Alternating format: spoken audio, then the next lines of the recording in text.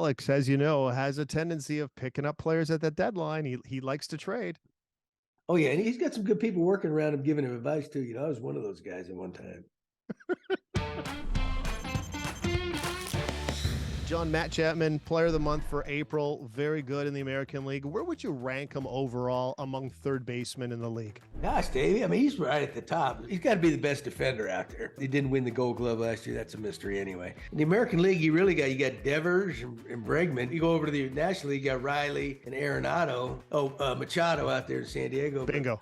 Put it this way.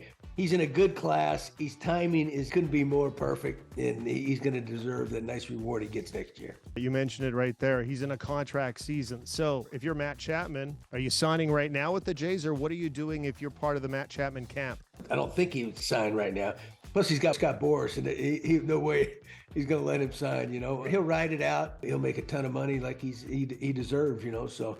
Plus, if you think about the Blue Jays payroll, man, there's a lot of money they're going to have to shell out here in the next few years. I'm not sure it's going to go to him. Yeah, they're going to have to make some decisions. I guess it's a good problem to have, but believe it or not, they do have limitations in budgets. It's hard to believe that Rogers, has any. They don't, but they do. So he'll test the market, and he's going to make somebody happy. Well, let's talk about that Jays lineup then. So we're about 5-6 weeks into the season. If you could tinker with something or add something to this Jays lineup, what would you want to place onto that roster? Yeah, I would have to say bullpen. I think everybody that's in it when it comes to the trade deadline, July, they're always looking for relievers. That's probably the area, although they're still pretty good down there. But the injury bugs hit them a little bit too.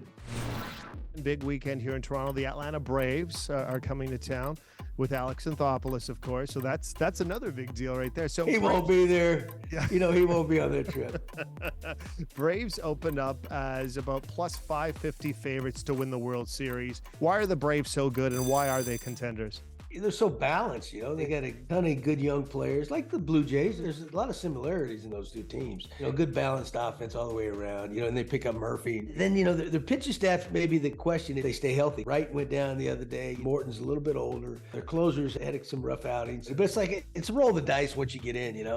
It's kind of like these Florida Panthers right now. Who would have picked that, right? Who'd have thunk it?